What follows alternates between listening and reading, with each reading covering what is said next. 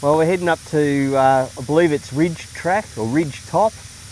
2 years ago I was here in the 70 series, had portals, lockers, and that was challenging. So it'll be interesting to see how the ram goes.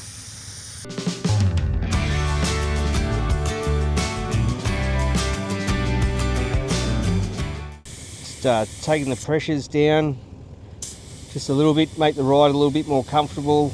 Plus it's a bit more forgiving on the actual tyres. They mould around the rock a bit better.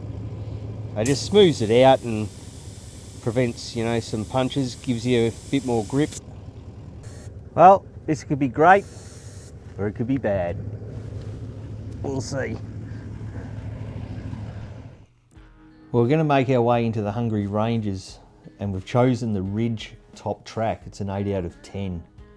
So it should be challenging. I actually did this in the 70 series 2 years ago and it was challenging. So I'm interested to see how the ram performs. It's going all right.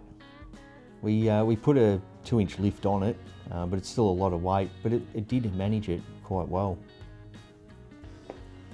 There was a few rocks and ledges that caught it out in a few little spots, but overall I can tick the box. The ram's a tourer, I'm pretty happy with it. Side steps were the problem, but anyway, it's just showing us which bits to cut off it. And you'll see the side step give the rock a bit of a kiss. I was surprised actually how they deflected and come back into shape.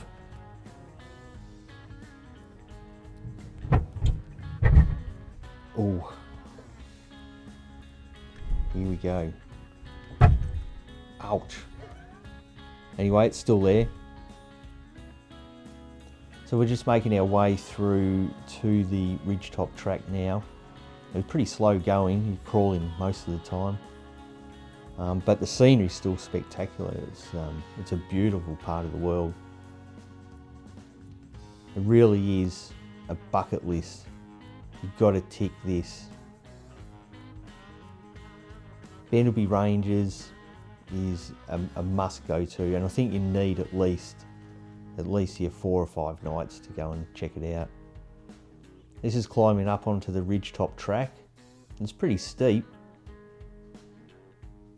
but the ram managed it well. I was quite surprised. It was really sure-footed.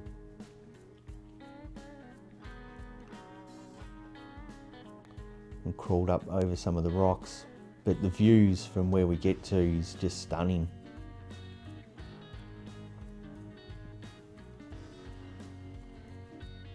It's surprising how steep it is, cuts away from the track on either side. So, you know, you go with a bit of caution, but the views, yeah, as I said, are stunning. It's just something else. You've got to experience it. And we'll look over here, which is Umhauer Gorge, down to the left of us. And then we'll look over to Cathedral Rock.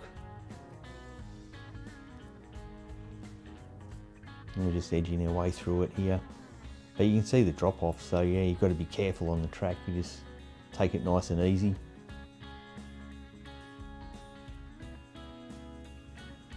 And that's Cathedral Rock over to our left. It's just magnificent. The views, you just cannot put words to it. It's beautiful.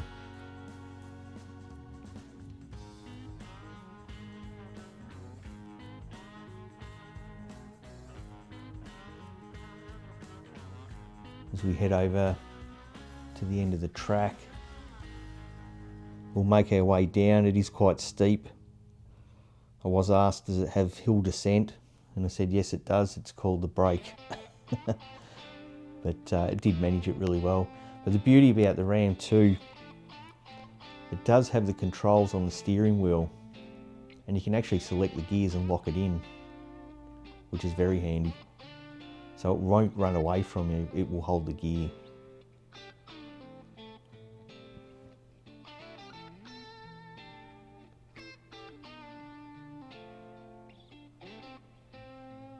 We're really lucky with the weather up there. So we had a couple of spots of rain, but the wind was quite nice. I have seen other videos where the wind is howling through there, but we really did get a good day. The LC200, well, the Land Cruisers just take it all in their stride. It's a beast of a car.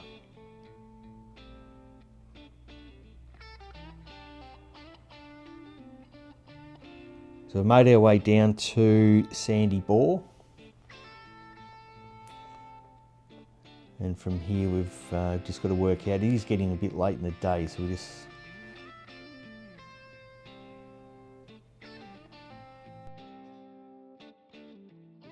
Done. We've made up our mind. We're going to take this road and we're going to have a beer first. All right, we're going to do the dust test. Let's have a look. Not a speck of dust after all that. All right, well, we're just going to rehydrate, and then we're going to take you on another track as opposed to the other track. I can't remember the name of the track, but I'll let you know when we get on the track. And that track is East Fence Track. So we followed the fence line, East Fence Track, and yeah, look, there was a lot of wildlife, mainly goats. And while we were following this fence line, we actually had to rescue a couple caught in there. We didn't get the footage of it, we just wanted to get the rescues done and moved on. So we followed the fence line, we get up into the Quartz Gorge. We followed the gorge through, which wasn't too bad. It had some steep parts and drop-ins. Started to get late in the day, started to get a bit of rain as well, so we really did just want to make tracks and get back to camp.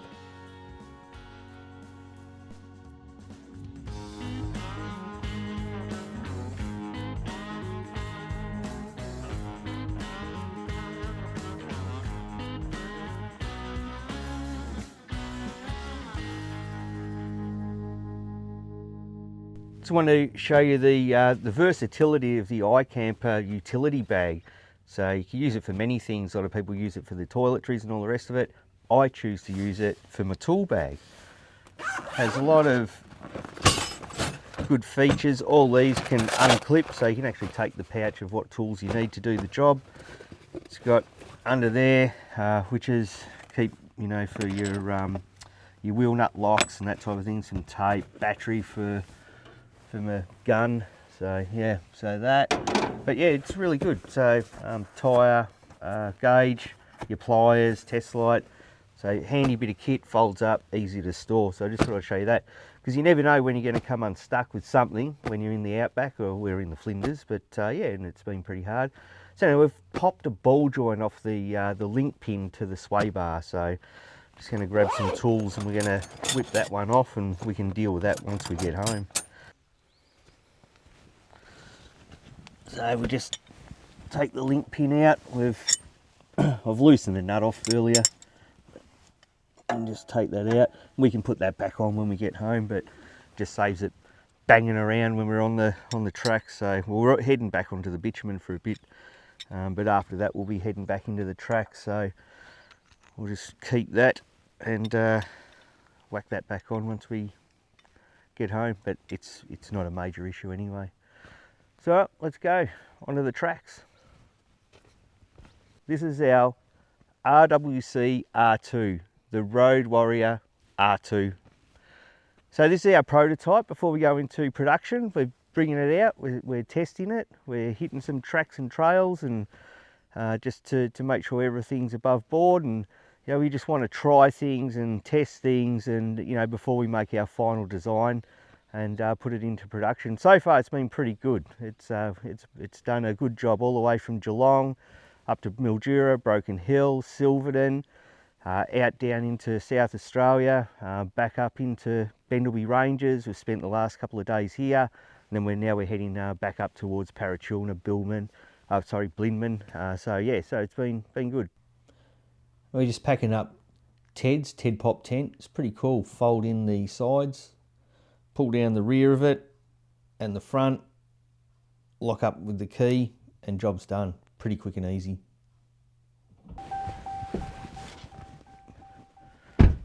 And we'll just hook up the Road Warrior, hook up the safety chain.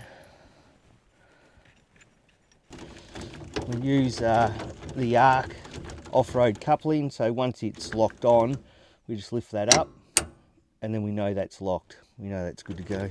Our electrical connectors, so the 7-pin plug for the trailer lights, and our Anderson plug for charging the lithium battery. We've got a Red Arc Alpha 150 battery in there, the new one, and the Kufu Spark, and that runs all our appliances, hot water service, runs a fridge, all that. So all good, legs are up, box is shut.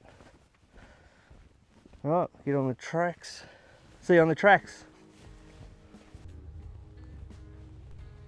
Well, that concludes our time at the Bendleby Ranges. We had a great time.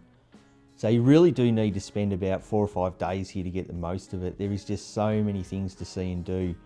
You know, there's mild tracks and there's wild tracks, so it's a bit for everyone. But views, the sunsets, the camping, unbelievable.